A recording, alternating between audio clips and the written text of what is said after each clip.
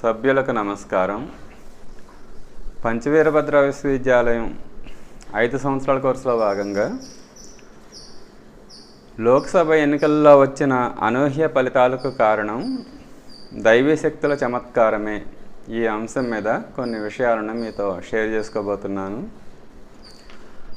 పంచవీరభద్ర విశ్వవిద్యాలయం 5 సంవత్సరాల కోర్సులో భాగంగా మానవ సమాజం ముందు ఉన్న 2 పరస్పర విరుద్ధమైన పరిస్థితుల గురించి చాలా తరచుగా గుర్తు చేయడం జరుగుతుంది. ఆ 2 పరస్పర విరుద్ధమైన పరిస్థితులు ఏమిటంటే, 1 ఉజ్వల భవిష్యత్తు, 2 మహావినాశనం. ఆ ఉజ్వల భవిష్యత్తు ఏంటి అంటే, శ్రీకృష్ణుడి యొక్క శిష్టరక్షణ కార్యక్రమంలో భాగంగా శ్రీకృష్ణుడి నిర్యాణం నుండి ప్రారంభమైన 5,000 సంవత్సరాల దైవీ ప్రణాళికలో భాగంగా ఈనాటి ప్రపంచంలోని రాజకీయ, ఆర్థిక, శాస్త్ర, కళా, సాహితీ రంగాలలో ఆదర్శవంతమైన విధానాలు ప్రాచుర్యాన్ని పొంది భూమి స్వర్గంగా మారుతుంది. ఇది ఉజ్వల భవిష్యత్తు. ఈ ఉజ్వల భవిష్యత్తుకి విరుద్ధంగా ఉన్న ఇంకొక పరిస్థితి ఏమిటంటే మహావినాశనం. ఆ మహావినాశనం ఏంటి అంటే, మానవ సమాజంలో ప్రస్తుతం ఉన్న ఈ రాజకీయ, ఆర్థిక, శాస్త్ర, కళా, సాహితీ రంగాల యొక్క విధానాల వలన, ప్రస్తుతం 5 రంగాలు అనుసరిస్తున్న విధానాల వలన రానున్న 16 సంవత్సరాల్లో ఏర్పడే ప్రకృతి వైపరీత్యాల్లో 90% మంది మానవ జాతి నశించిపోయే పరిస్థితి ఉంది. ఇటు ఉజ్వల భవిష్యత్తు ఉంది, ఇటు మహావినాశనం ఉంది. ఈ మహావినాశనం వైపు తీసుకుని వెళుతున్న ఈనాటి విధానాల స్థానంలో భూమిని స్వర్గంగా మార్చడానికి ఉపకరించే ఆ విధానాలు ప్రాచుర్యాన్ని పొందినప్పుడు మాత్రమే ఈ రానున్న ఈ మహావినాశనాన్ని మనం తప్పించుకోగలుగుతాం. 2025 నాటికి దైవీ ప్రణాళిక సంబంధించిన మార్పుల్ని మనం స్పష్టంగా గమనిస్తాము అని పూజ్య గురుదేవుల పండిత శ్రీరామశర్మ ఆచార్య మరియు మాస్టర్కే తెలియజేయడం జరిగింది. అందుచేత ఈ 2025 నాటికి ఇప్పుడున్న మహావినాశనాన్ని కలిగించే ఈ విధానాల స్థానంలో భూమిని స్వర్గంగా మార్చడానికి ఉపకరించే వ్యవస్థలు, విధానాలు ప్రాచుర్యాన్ని పొందే అవకాశం చాలా ఎక్కువగా ఉంది అనే విషయం కూడా చాలా తరచుగా గుర్తు చేయడం జరుగుతుంది. ఈ 2025 నాటికే, అంటే ఈ వచ్చే సంవత్సరానికే, నెక్స్ట్ ఇయర్కే భూమిని స్వర్గంగా మార్చడానికి ఉపకరించే వ్యవస్థలు ప్రాచుర్యాన్ని పొందాలి అంటే ప్రస్తుతం ఉన్న ఈ రంగాల్లో, ఈ వ్యవస్థల్లో ఇప్పటికే చాలా అనూహ్యమైన మార్పులు సంభవిస్తూ ఉండాలి. ఇప్పటికే మార్పులు అనూహ్యంగా జరుగుతూ ఉన్నప్పుడే ఆ వచ్చే సంవత్సరానికి జరిగే అవకాశం ఉంటుంది. ఈనాటి ప్రపంచ రాజకీయ, ఆర్థిక, శాస్త్ర, కళా, సాహితీ విధానాలు, ఇప్పుడు ప్రపంచంలోని 5 రంగాలు, ప్రపంచం యొక్క జీవిత విధానం, ప్రపంచంలోని అన్ని రంగాలు అనుసరించే విధానాలన్నీ కూడా వెస్ట్రన్ కంట్రీస్ నుండి, పశ్చిమ దేశాల నుండి, ఆ యూరోపియన్ కంట్రీస్, అమెరికా నుండి ప్రాచుర్యాన్ని పొందినట్లే దైవీ ప్రణాళిక సంబంధించిన ఆ విధానాలు, ఆ వ్యవస్థలు భారతదేశం నుండి ప్రాచుర్యాన్ని పొందుతాయి.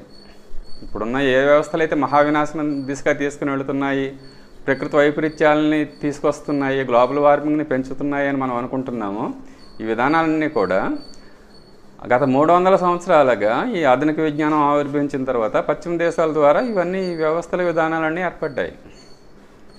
కానీ భూమిని స్వర్గంగా మార్చిపోయే విధానాలు దైవీ ప్రణాళిక ప్రకారం భారతదేశం నుండి ప్రాచుర్యాన్ని పొందుతాయి.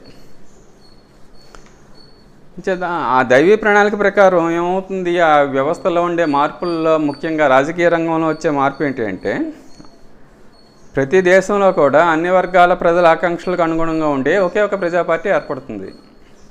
ఆ పార్టీ ద్వారా ఎన్నుకోబడిన జాతీయ ప్రభుత్వం, నేషనల్ గవర్నమెంట్ ద్వారా పరిపాలన సాగుతుంది. ఇప్పుడు ప్రపంచంలో ముఖ్యంగా వెస్ట్రన్ కంట్రీస్ ద్వారా ప్రాచుర్యాన్ని పొందిన ఆ రాజకీయ విధానం ఏంటంటే, వ్యవస్థ ఏంటంటే డెమోక్రసీ విధానం. ఆ మల్టీ పార్టీ సిస్టమ్, అనేక పార్టీలు ఎన్నికల్లో పాల్గొంటూ ఉంటాయి. ఆ మెజారిటీ వచ్చిన పార్టీ ప్రభుత్వాన్ని ఏర్పాటు చేస్తుంది. కానీ దైవీ ప్రణాళిక ప్రకారం ఎటువంటి రాజకీయ వ్యవస్థ ఏర్పడుతుందంటే, అన్ని వర్గాల ప్రజల ఆకాంక్షలకు అనుగుణంగా ఉండే ఒకే ఒక ప్రజా పార్టీ ఏర్పడుతుంది. ఆ ప్రజా పార్టీ అది, కానీ డిక్టేటర్షిప్ కాదు, అన్ని ప్రజల యొక్క, అన్ని వర్గాల యొక్క ఆకాంక్షలకు అనుగుణంగా ఉంటుంది. అది ఒకే ఒక ప్రజా పార్టీ ఏర్పడి ఆ పార్టీ ద్వారా ఎన్నుకోబడిన జాతీయ ప్రభుత్వం ఏర్పడుతుంది. ఈ 2025 నాటికే ఈ నూతన రాజకీయ వ్యవస్థ ప్రాచుర్యాన్ని పొందాలి అంటే, ఆ మార్పు మన దేశం ద్వారా ప్రాచుర్యాన్ని పొందాలి అంటే ఈ 2024 లోక్సభ ఎన్నికల్లోనే ఆ నూతన రాజకీయ వ్యవస్థకు సంబంధించిన మార్పు మన దేశంలో ప్రారంభం అవ్వాల్సిన ఆవశ్యకత చాలా ఎక్కువగా ఉంది. కానీ ప్రస్తుతం మన దేశంలో ఉన్న ఎఫ్పిటిపి లేదా సింపుల్ మెజారిటీ ఎన్నికల విధానంలో అధికార పార్టీకి ఏమవుతుందంటే ఆ పార్టీకి వచ్చిన ఓట్ల శాతం కంటే కూడా అధిక శాతం సీట్లు లభిస్తూ ఆ పార్లమెంట్లో మిగతా పార్టీలకి మిగతా విధానాలకి సరైన ప్రాతినిధ్యం లభించట్లేదు. దైవీ ప్రణాళిక ప్రకారం ఆ జాతీయ ప్రభుత్వం ఎలా ఉంటుందంటే అన్ని వర్గాల అన్ని విధానాల అన్ని సిద్ధాంతాల యొక్క ఆకాంక్షలకు అనుగుణంగా ఉంటుంది, ఆ సమన్వయంతో ఉంటుంది ఆ జాతీయ ప్రభుత్వం. కానీ ఇప్పుడున్న ఈ ఎన్నికల విధానంలో ఏమవుతుందంటే 30% వచ్చినా 40% వచ్చినా ఏ పార్టీకి అయితే ఎక్కువ అధిక శాతం ఓట్లు వస్తున్నాయో ఆ పార్టీ యొక్క విధానాల ప్రకారమే ఆ పరిపాలన సాగుతుంది తప్ప మిగతా పార్టీల యొక్క మిగతా విధానాలకి ఆ ప్రాతినిధ్యం లభించట్లేదు. వాటికి ఇవ్వవలసిన ఇంపార్టెన్స్ ఇవ్వటం లేదు. ఇప్పుడు ఉదాహరణకి 2019 లోక్సభ ఎన్నికల్లో 37% ఓట్లు పొందిన బీజేపీకి పార్లమెంట్లో 56% సీట్లు లభించి అంటే 303 సీట్లు లభించాయి. ఇప్పుడు ఎన్నికల సిస్టంలో ఆ మెజార్టీ సింపుల్ మెజార్టీ విధానం ఏమవుతుందంటే ప్రతి పార్టీకి కూడా ఆ పార్టీకి వచ్చిన ఓట్ల కంటే కూడా ఎక్కువ సీట్లు లభిస్తున్నాయి. ఆ పార్లమెంట్లో మిగతా పార్టీలకి మిగతా వర్గాలకి సరైన ప్రాతినిధ్యం లభించట్లేదు. అధికార పార్టీకి తాను పొందిన ఓట్ల కంటే ఎక్కువ ప్రాతినిధ్యం ఎక్కువ సీట్లు వస్తున్నాయి తప్ప మిగతా పార్టీలకు అందుకు అనుగుణంగా రావట్లేదు. 2019 ఎలక్షన్లో ఏమైందంటే 37% పొందిన బీజేపీకి 56% సీట్లు వచ్చాయి పార్లమెంట్లో. 20% ఓట్లు పొందిన కాంగ్రెస్ పార్టీకి పార్లమెంట్లో 10% సీట్లు 52 సీట్లు వచ్చాయి ఇప్పుడున్న సింపుల్ మెజారిటీ విధానంలో. ఈ ప్రస్తుతం ప్రపంచంలో ఈ సింపుల్ మెజారిటీ విధానం 50 దేశాల్లో అమల్లో ఉంటే ఓట్ల శాతం ఆధారంగా సీట్లు లభించే దాన్ని ప్రపోర్షనల్ రిప్రజెంటేషన్ అంటారు, దామాషా ప్రాతినిధ్యం, పిఆర్ సిస్టమ్ అని కూడా అంటారు. ఈ ఎన్నికల విధానం సుమారు 110 దేశాల్లో అమల్లో ఉంది. ఈ సింపుల్ మెజారిటీ విధానం 50 దేశాల్లోనే అమల్లో ఉంటే ముఖ్యంగా బ్రిటను, అమెరికా, మన దేశం, ఆస్ట్రేలియా ఇలాంటి దేశాల్లో ఉంటే ఈ ప్రపోర్షనల్ రిప్రజెంటేషన్ ఓట్ల శాతం బట్టి ఏదైతే అన్ని వర్గాలకి ప్రాతినిధ్యం ఉండాలి పార్లమెంట్లో మనం అనుకుంటున్నామో అటువంటి ఆ ప్రపోజల్ రిప్రజెంటేషన్ విధానం కొద్ది గొప్ప తేడాతో 110 దేశాల్లో అంటే ఎక్కువ దేశాలు ప్రపంచంలో ఎక్కువ దేశాల్లో ఈ ప్రపోర్షనల్ రిప్రజెంటేషన్ ఓట్ల శాతం ఆధారంగా సీట్లు వచ్చే విధానమే ఎక్కువగా అమల్లో ఉంది. మన దేశంలో కూడా లోక్సభ శాసనసభ ఎన్నికల్లో ఈ సింపుల్ మెజారిటీ విధానాన్ని, రాజ్యసభ శాసన మండలి ఎన్నికల్లో దామాషా ప్రాతినిధ్య విధానాన్ని అనుసరిస్తున్నారు. దామాషా ప్రాతినిధ్యం అంటే ఓట్ల శాతానికి అనుగుణంగా సీట్లు రావడం. కానీ 2025 నాటికి దైవీ ప్రణాళిక అనుగుణంగా మన దేశంలో అన్ని వర్గాలతో కూడిన జాతీయ ప్రభుత్వం ఏర్పడాలి అంటే ఈ 2024 లోక్సభ ఎన్నికల్లోనే దైవీ శక్తుల యొక్క ప్రేరణతోటి వివిధ పార్టీలకు అవి పొందే ఓట్ల శాతం ఆధారంగా సీట్లు లభించవలసిన అవసరం ఉంది. దైవీ శక్తుల యొక్క ప్రేరణతో ఈ మార్పులన్నీ వస్తాయి అని మనం అనుకుంటున్నాం కాబట్టి ఆ మార్పు మన దేశం ద్వారా ప్రపంచంలో ప్రాచుర్యాన్ని పొందుతుంది అని మనం చెప్పుకుంటున్నాం కాబట్టి మొన్న జరిగిన ఈ 2024 ఎన్నికల్లోనే దానికి సంబంధించిన మార్పు మన దేశంలో ప్రారంభమవలసిన ఆవశ్యకత ఉంది. అందుచేత మొన్న ఏప్రిల్ 5వ తారీఖున అంటే ఎలక్షన్స్ ఏప్రిల్ 19 మొదలయ్యాయి మన దేశంలో, 7 దఫాలుగా జరిగాయి. ఆ ఎలక్షన్స్కు ముందు ఇచ్చిన వెలువడిన వీడియోలో దైవీ ప్రణాళిక యొక్క ప్రేరణతోటి 2024 సార్వత్రిక ఎన్నికల్లో వివిధ పార్టీలు పొందే ఓట్ల శాతానికి అనుగుణంగా అవి సీట్లను పొందే అవకాశం ఉంది అనే టైటిల్ తోటి ఆ విషయాన్ని చెప్పడం జరిగింది. ఎందుకంటే దైవీ ప్రణాళిక ప్రేరేపిస్తుంది కాబట్టి, ఆ దైవీ శక్తుల యొక్క జోక్యం ఉంది కాబట్టి అటువంటి ఏ మార్పులు అయితే గురువులు కోరుకుంటున్నారో డివైన్ ప్లాన్ ప్రకారం జరగవలసి ఉందో దానికి అనుగుణంగా సింపుల్ మెజార్టీ విధానంలో ఇప్పుడు ఎన్నికలు జరిగినప్పటికీ కూడా ఆ దైవీ శక్తుల యొక్క ప్రేరణ వల్ల ఆ పార్టీలు పొందే ఓట్ల శాతానికి అనుగుణంగా వాటికి సీట్లు వచ్చే అవకాశం ఉంది. ఆ మార్పు జరిగినప్పుడే మార్పులు వచ్చే అవకాశం ఉంది కాబట్టి అలా జరుగుతుందని ఒక ఆకాంక్షని ఒక సంభావనగా తెలియజేయడం జరిగింది. ఆ వీడియోలో ఈ 2024 ఎన్నికల్లో బీజేపీకి గతంలో 2019లో వచ్చినట్టే 37.3% ఓట్లు వేస్తే ఆ పార్టీకి 203 సీట్లు మాత్రమే రావాలి అని, కాంగ్రెస్ పార్టీకి 19.5% ఓట్లు వస్తే ఆ పార్టీకి 106 సీట్లు రావాలని అనే అభిప్రాయాన్ని ఆ వీడియోలో తెలియజేయడం జరిగింది. ఏ పార్టీ అయినా సరే ఎంత శాతం ఓట్లు పొందుతాయో అంత శాతం సీట్లు మాత్రమే రావాలి, ఈ సింపుల్ మెజార్టీ విధానంలో ఎక్కువ వచ్చే ఛాన్స్ ఉంది కాబట్టి అలా రాకుండా దైవీ శక్తులు నివారించి దైవీ ప్రణాళికకి అనుగుణమైన ఆ ఫలితాలు రావాలనే కోరికని ఒక సంభావనగా వీడియోలో తెలియజేయడం జరిగింది. ఆ దైవీ ప్రణాళికకి అనుగుణంగా వ్యక్తం చేయబడిన ఆ కోరిక ఆకాంక్ష ఈ 2024 ఎన్నికల ఫలితాల్లో మన దేశంలోని ప్రధాన జాతీయ పార్టీలైన బీజేపీ, కాంగ్రెస్ పార్టీకి లభించిన సీట్ల విషయంలో ఇంచుమించుగా సాకారం అయింది. మిగతా పార్టీ చిన్న పార్టీలకి పెద్దగా వర్తించలేదు, కానీ ఏ పార్టీలు అయితే ప్రధానమో మన దేశంలో, ఏ పార్టీల ద్వారా ఈ రాజకీయ రంగంలో మార్పులు మనకి రావాల్సి ఉందో అటువంటి పార్టీ ఆ 2 ప్రధాన పార్టీలు బీజేపీకి, కాంగ్రెస్కి వచ్చిన సీట్లు కనుక గమనిస్తే ఆ 2024 ఎన్నికల్లో ఎటువంటి ఫలితాలు రావాలి అని వచ్చే అవకాశం ఉందని చెప్పడం జరిగిందో ఏప్రిల్ 5న రిలీజ్ చేసిన వీడియోలో ఇంచుమించుగా అటువంటి ఫలితాలే ఈ లోక్సభ ఎన్నికల్లో ఫలితాల్లో రావడం జరిగింది. భారతీయ జనతా పార్టీకి లభించిన ఓట్ల శాతం ఆ సీట్లు కనుక గమనిస్తే 2019లో మొత్తం 303 సీట్లు వచ్చాయి. ఈ 2024లో 240 సీట్లే వచ్చాయి. 2019లో 37% ఓట్ల శాతం వస్తే 303 సీట్లు వచ్చాయి. కానీ ఇప్పుడు 2024లో మొన్న 36% ఓట్లు వచ్చినప్పటికీ కూడా 240 సీట్లే వచ్చాయి. ఆ సీట్ల శాతాన్ని కనుక చూసుకుంటే 37% ఓట్ల శాతానికి 56% సీట్ల శాతం వచ్చింది 2019లో. ఈ 2024లో 36% ఓట్లకి 44% సీట్లు మాత్రమే వచ్చాయి. 2019లో కనుక చూసుకుంటే బీజేపీకి వచ్చిన ఆ ఓట్ల శాతం సీట్లు ఓట్ల శాతం కంటే 19% అధికంగా సీట్లు వచ్చాయి. కానీ మొన్న జరిగిన 2024 ఎలక్షన్స్లో 36% ఓట్లు వస్తే 44% సీట్లే, అంటే ఒక 8% ఎక్స్ట్రా మాత్రం వచ్చాయి. 2019లో 19% ఎక్స్ట్రా సీట్లు వస్తే మొన్న జరిగిన ఎన్నికల్లో మాత్రం 8% అదనంగానే వచ్చింది. ఇంచుమించుగా ఆ ఓట్ల శాతానికి దగ్గరగా ఈ సీట్ల శాతం కూడా రావడం జరిగింది. కాంగ్రెస్ పార్టీకి అయితే 2019లో 20% ఓట్లు వచ్చి 52 సీట్లే వస్తే మొన్న జరిగిన ఎన్నికల్లో 21% ఓట్లు వచ్చినప్పటికీ 99 సీట్లు వచ్చాయి. 2019లో 20% ఓట్లకి 10% సీట్లే వస్తే 2024లో మన జరిగిన ఎన్నికల్లో 21% ఓట్లకి 18% సీట్లు వచ్చాయి. 2019లో 10% సీట్లు తక్కువగా వస్తే మొన్న మాత్రం 3% తక్కువ సీట్లే వచ్చాయి. ఇంచుమించుగా అటు బీజేపీ విషయంలో కానీ కాంగ్రెస్ విషయంలో కానీ వాటికి వచ్చిన సీట్లు ఎలా ఉన్నాయంటే వాటి ఓట్ల శాతానికి దగ్గరగా వచ్చాయి. ఏ కోరిక అయితే డివైన్ ప్లాన్ ప్రకారం జరగాలని కోరుకున్నామో, జరిగే అవకాశం ఉంది అని మనం అంచనా వేయడం జరిగిందో అంచనాకు అనుగుణంగానే ఇటు బీజేపీకి కానీ కాంగ్రెస్కి కానీ మన సీట్లు రావడం జరిగింది. ఈ 2019తో పోలిస్తే 2024 ఎన్నికల్లో బీజేపీ, కాంగ్రెస్ పార్టీలు పొందిన ఓట్ల శాతంలో 1% మాత్రమే తేడా ఉంది. బీజేపీకి 2019కి 2024కి 1% సీట్లు తగ్గాయి, ఓట్లు తగ్గాయి. అప్పుడు 37% వస్తే ఇప్పుడు 36% వచ్చాయి. 1% తక్కువ వచ్చినా సరే 20% సీట్లు బీజేపీ కోల్పోయింది. కాంగ్రెస్ పార్టీకి 1% ఓట్లు పెరిగాయి. అప్పుడు 20% ఓట్లు వచ్చాయి, ఇప్పుడు 21% ఓట్లు వచ్చాయి.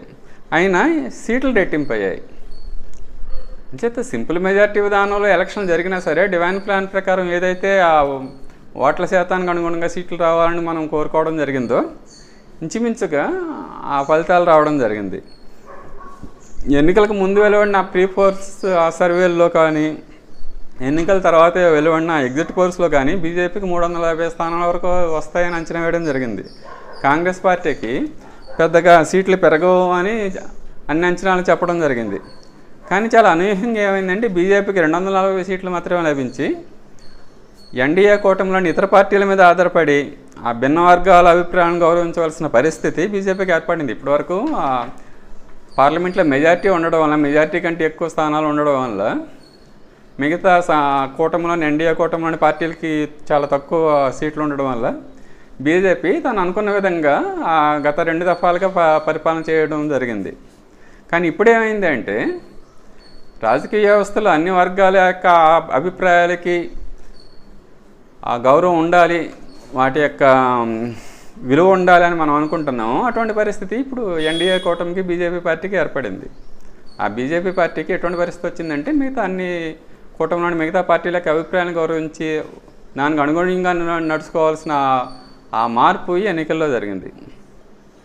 230 సీట్లు సాధించిన ఇండియా కూటమి ఒక బలమైన ప్రతిపక్షంగా ఆవిర్భవించి ప్రభుత్వం యొక్క ఏకపక్షపాలనని అది నిలువరించే స్థాయికి ఇండియా కూటమి ఎదిగింది. ఈ 2024 లోక్సభ ఎన్నికల్లో వచ్చిన ఈ అనూహ్య ఫలితాలు దైవ ప్రణాళికకు అనుకూలంగా ఉండడం వలన ఈ ఫలితాలకు కారణం దైవశక్తుల యొక్క చమత్కారం అని మనం గ్యారంటీగా భావించవచ్చు. ఈ ఎన్నికల ఫలితాలకు సంబంధించి దైవ ప్రణాళికకు సంబంధించిన ఇంకొక కోణం ఏంటంటే తెలుగుదేశం పార్టీ అధినేత శ్రీ చంద్రబాబు నాయుడు, బీహార్ ముఖ్యమంత్రి శ్రీ నితీష్ కుమార్ కింగ్ మేకర్స్గా అవతరించడం. ఈ ఇద్దరు కూడా ఆ ఎన్డీఏ ఈ తెలుగుదేశం అటు నితీష్ కుమార్ చెందిన జేడీయూ కూడా ఆ ఎన్డీఏ కూటమిలో ఒక భాగస్వాములు. బీజేపీకి పూర్తి మెజార్టీ రాకపోవడంతో 272 సీట్లు రావాలి, పూర్తి మెజార్టీకి 240 వచ్చాయి. ఆ బీజేపీకి ఇప్పుడు నితీష్ కుమార్ మీద చంద్రబాబు నాయుడు గారి మీద ఆధారపడాల్సిన పరిస్థితి ఏర్పడింది. ఈ విధంగా వీళ్ళిద్దరూ కూడా కింగ్ మేకర్స్గా అవతరించారు.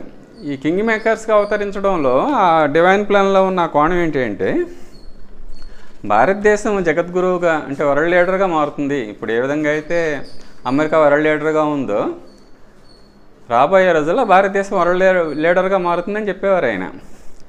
ఆ భారతదేశం వరల్డ్ లీడర్గా మారినప్పుడు, జగద్గురువుగా మారినప్పుడు అందులో తెలుగు ప్రజలు చక్రవర్తి స్థానంలో ఉంటారు అన్నారు ఆయన.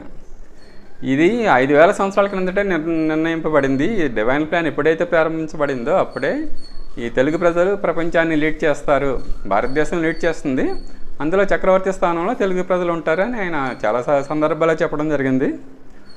ప్రస్తుతం మన దేశం యొక్క రాజకీయ ఆర్థిక రంగాల్లో గత 10 సంవత్సరాలుగా ఎవరు చక్రవర్తి స్థానంలో ఉన్నారంటే గుజరాతీయులు ఉన్నారు. రాజకీయ రంగంలో చూసుకుంటే ప్రధాని నరేంద్ర మోడీ, హోమ్ మినిస్టర్ అమిత్ షా, వీళ్ళిద్దరూ కూడా చక్రవర్తి వీళ్ళిద్దరూ గుజరాతీయులే. ఆర్థిక రంగంలో చూసుకుంటే నెంబర్ 1 ఈ దేశంలో నెంబర్ 1 నెంబర్ 2 రాజకీయ రంగంలో ఎవరున్నారంటే ప్రధాని నరేంద్ర మోడీ, అమిత్ షా, గుజరాత్ చెందిన వ్యక్తులు వీళ్ళిద్దరూ కూడా. ఆర్థిక రంగంలో అదానీ, అంబానీ వీళ్ళిద్దరూ కూడా నెంబర్ 1 నెంబర్ 2 స్థానాల్లో ఉన్నారు గత 10 సంవత్సరాలుగా. ఈ డివైన్ ప్లాన్ ప్రకారం ఏమవుతుందంటే ఏ విధంగా అయితే ఇప్పుడు ఆర్థిక రంగంలో కానీ రాజకీయ రంగంలో కానీ గుజరాతీయులు నెంబర్ 1 నెంబర్ 2 పొజిషన్లో ఉన్నారు, కీ రోల్స్లో ఉన్నారు, చక్రవర్తి స్థానంలో ఉన్నారు, అదేవిధంగా తెలుగు ప్రజలు చక్రవర్తి స్థానంలో ఉంటారు రాబోయే రోజుల్లో అని చెప్పడం జరిగింది మాస్టర్కి. ఆ విచిత్రం ఏంటంటే మన జరిగిన ఎలక్షన్స్లో ఎన్నికల ప్రచారంలో తెలంగాణ ముఖ్యమంత్రి రేవంత్ రెడ్డి గారు ఈ ఎన్నికలు తెలంగాణకి గుజరాత్కి మధ్య జరుగుతున్న యుద్ధంగా ఆయన ఎందుకో ఎక్కువసార్లు చెప్పడం జరిగింది. యాక్చువల్గా అయితే కాంగ్రెస్ పార్టీకిను బీజేపీకి జరుగుతున్న యుద్ధం అంటే అదొక రకంగా ఉండేది, కానీ ఆయన అలానేవారు కాదు. చాలా సందర్భాల్లో ఆయన ఏమన్నారంటే ఇది గుజరాత్కి తెలంగాణకి మధ్య జరుగుతున్న యుద్ధం అన్నారు. కారణం ఏంటంటే ఆ తెలుగు ప్రజలు ఆ కీ రోల్కి వెళ్ళాలి కాబట్టి ఆయన ఆ విధంగా అభివర్ణించినప్పటికీ కూడా బహుశా ఇండియా కూటమి కాంగ్రెస్ కూటమి అధికారంలోకి వచ్చి ఉంటే ఈ రేవంత్ రెడ్డి కింగ్ మేకర్ అయ్యి ఉండేవారేమో. ఎందుకంటే ఇక్కడి నుంచి తెలంగాణ నుంచే కాంగ్రెస్ పార్టీకి ఎక్కువ నిధులు వెళ్ళాయి అనేది కూడా ఒక వాదన ఉంది, ఎక్కువ సపోర్ట్ వచ్చింది ఫైనాన్షియల్గా అనేది. కానీ ఇప్పుడు ఎన్డీఏ ప్రభుత్వం ఏర్పడుతుంది కాబట్టి అందులో తెలుగు రాష్ట్రాలకు చెందిన చంద్రబాబు నాయుడు కింగ్ మేకర్గా ఆయన ఆవిర్భవించడం జరిగింది. మొత్తానికి ఒక తెలుగు వ్యక్తి. ఇటైతే ఇండియా కూటమి అయితే రేవంత్ రెడ్డి అయ్యి ఉండేవారు, ఎన్డీఏ కూటమి కాబట్టి చంద్రబాబు నాయుడు. ఆ తెలుగు ప్రజలకు వచ్చే ఆ పుషింగ్ ఈ విధంగా మనకి ఎలక్షన్ రిజల్ట్స్లో కూడా క్లియర్గా కనిపిస్తుంది. కానీ రాబోయే రోజుల్లో ఆ తెలుగు ప్రాంతాల నుంచి ఎటువంటి రాజకీయ నాయకులు వస్తారంటే పదవేజయంగా ఈ ప్రతీకార రాజకీయాలు, అపోజిషన్ వాళ్ళని జైల్లో పెట్టించడం, ఏవో కేసులు ఇరికించి ఇటువంటి ప్రతీకార రాజకీయాలు కాకుండా ప్రత్యర్థులతో కూడా స్నేహంగా ఉండగలిగే అజాత శత్రువులు ఈ తెలుగు ప్రాంతాల నుంచి వెలుగులోకి వచ్చి ఈ ధరని నేల్తారు. డివైన్ ప్లాన్ ప్రకారం తెలుగు వాళ్ళు చక్రవర్తి స్థానంలో ఉంటారు అంటే ఇప్పుడు రాజకీయ నాయకులు చేసే విధంగానే ఏదో కేసులు ఇరికించి జైల్లో పెట్టేసి ఏదో ప్రత్యర్థులను అణిచేసి 170 సీట్లు ఎందుకు రావు, లేదా అసలు ప్రతిపక్షం ఉండకూడదు, దాన్ని బంగాళాఖాతంలో కలిపేయాలి, కాంగ్రెస్ ముక్త భారత్ లేదా బీజేపీ ముక్త భారత్ ఇటువంటి శ్లోకాలు చేసే వ్యక్తులు కాకుండా ప్రత్యర్థులతో కూడా ప్రత్యర్థుల యొక్క ఆ విమర్శలను కూడా సహృదయంతో స్వీకరించి స్నేహంగా స్వీకరించి వాళ్ళతో స్నేహంగా ఉండగలిగే అజాతశత్రుత్వం ఉన్న వ్యక్తులు ప్రపంచ రాజకీయాల్లోకి వస్తారు. ఇప్పుడు ముఖ్యంగా తెలుగు ప్రాంతాల నుంచి, అది మాస్టర్గా చెప్పింది. ఆ విధంగా తెలుగు ప్రజలు చక్రవర్తి స్థానంలో ఉంటారు తప్ప అవతల వాళ్ళని అణిచేసి అది జరగదు.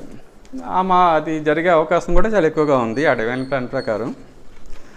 అంతేకాకుండా ఆర్థిక రంగంలో తెలుగు వాళ్ళు ఏ విధంగా లీడ్ చేస్తారంటే, ఇప్పుడున్న ఈ కార్పొరేట్ ప్రకృతిని ధ్వంసం చేస్తున్నాయి కార్పొరేట్ ఆర్థిక విధానాలు. ఆ ప్రకృతిని ధ్వంసం చేస్తే ప్రకృతి వైపరీత్యాలని మనం కొని తెచ్చుకుంటున్నాం. ఈ కార్పొరేట్ ఆర్థిక విధానాలు కాకుండా ప్రకృతిలో భాగంగా జీవింపజేస్తే ఆ కోఆపరేటివ్ ఆర్థిక విధానాలు, కుటీర పరిశ్రమలతో కూడిన కోఆపరేటివ్ ఆర్థిక విధానాలని తెలుగు ప్రజల ప్రపంచానికి అందజేసి ఈ ప్రపంచాన్ని ధరణిని సుసంపన్నం చేస్తారు. అంటే రాజకీయ రంగంలో అజాత శత్రుత్వాన్ని ప్రపంచానికి అందజేయవలసి ఉంది తెలుగు ప్రజలు. ఆర్థిక రంగంలో ఆ ప్రకృతిలో భాగంగా జీవింపజేసే ఆర్థిక విధానాల్ని, ఆ కోఆపరేటివ్ సహకార ఆర్థిక విధానాల్ని తెలుగు ప్రజలు ప్రపంచానికి అందజేయాల్సి ఉంది. ఆ మార్పులు కూడా రాబోయే రోజుల్లో జరుగుతాయి. ఈ నితీష్ కుమార్కి ఆయనకి సంబంధించిన డివైన్ ప్లాన్ లింక్ ఏంటంటే, ఆయన గత 18 సంవత్సరాలుగా కూడా శాసన మండలి సభ్యుడిగా కొనసాగుతున్నారని. ఆయన ఎమ్మెల్యేగా కాకుండా ఎమ్మెల్సీగా కొనసాగుతున్నారు. ఎందుకు అంటే నా దృష్టిలో, ఆయన దృష్టిలో శాసనసభ కంటే శాసన మండలే గౌరవప్రదమైన సభ. అది దానికి ఎక్కువ విలువ ఉండాలి. అందుకే నేను ఎమ్మెల్యేగా నెగ్గగలిగి కూడా నేను దాని జోలికి వెళ్ళట్లేదు. ఈ ఎమ్మెల్సీగానే కొనసాగుతున్నాను. ఆయన 18 సంవత్సరాలుగా కూడా ఎమ్మెల్సీగానే కొనసాగుతున్నారు. అంచేత మన ఫిబ్రవరిలో ఈ విషయం మీదే ఆయన ఇండియా కూటమి నుండి ఎన్డీఏలోకి షిఫ్ట్ అయినప్పుడు ఆయన మీద ఒక వీడియో కూడా చెప్పడం జరిగింది. కేవలం డివైన్ ప్లాన్కి ఆయన గత 18 సంవత్సరాలుగా కొనసాగుతున్నారు కాబట్టి ఆయన ఇప్పటికీ అలా ముఖ్యమంత్రిగా కొనసాగుతున్నారని చెప్పడమే కాకుండా, ఆయన ఇండియా కూటమిని ఏర్పాటు చేయడంలో, ఒక బలమైన ప్రతిపక్షాన్ని తయారు చేయడంలో ఆయన కీలక పాత్ర వహించారు. ఈ మమతా బెనర్జీ, కేజ్రీవాల్, రాహుల్ గాంధీ ఇలా పరస్పర విరుద్ధ అభిప్రాయాలు ఉన్న వ్యక్తుల్ని ఆయన ఒక చోటగా తీసుకొచ్చి మొత్తం దేశం అంతా కూడా తిరిగి ఆ కూటమిని ఏర్పాటు చేశారు. లాస్ట్ మినిట్లో ఆయన స్వప్రయోజనం అనండి, ఆ రాష్ట్రం యొక్క ప్రయోజనం గురించి అనండి ఆ షిఫ్ట్ అయితే అయ్యి ఉండొచ్చు. కానీ డివైన్ ప్లాన్లో ఆయన ఒక ప్రముఖ పాత్ర వహించారు ఇండియా కూటమిని ఏర్పాటు చేయడంలో. దానివల్లే డివైన్ ప్లాన్కి అనుగుణంగా ఇప్పుడు మన దేశంలో అన్ని వర్గాలను కలుపుపోయే పరిస్థితి అధికార పార్టీకి ఏర్పడింది. అంతేకాకుండా ఎన్డీఏ కూటమిలో ఇప్పుడు ఆయన కింగ్ మేకర్గా అయ్యారు. ఇండియా కూటమిలోనే ఆయన కింగ్ మేకర్గా ఉన్నారు. ఆ కూటమి తయారు చేయడంలో ఒక మేజర్ రోల్ ప్లే చేశారు. ఇప్పుడు ఈ ఎన్డీఏ గవర్నమెంట్లో కూడా కింగ్ మేకర్గా తయారయ్యారు. ఏమో రేపు ఆయన ఆ 2 కూటమిల్ని కలిపి ఆ జాతీయ ప్రభుత్వం ఏర్పడంలో మళ్ళీ ఆయన కీలకమైన రోల్ వహిస్తారేమో, అది కూడా జరగచ్చు. అయితే ఈ విధంగా ఈ 2024 ఎన్నికల్లో దైవ ప్రణాళికకు అనుగుణంగా మార్పులు వచ్చినట్లే రాబోయే రోజుల్లో కూడా వివిధ రంగాల్లో ఈ డివైన్ ప్లాన్కి అనుగుణంగా మార్పులు సంభవించి సమస్త మానవ జాతి కూడా ఒకే కుటుంబంగా జీవిస్తూ భూమి స్వర్గంగా మారాలి అని కోరుకుందాం. జై గురుదేవ్.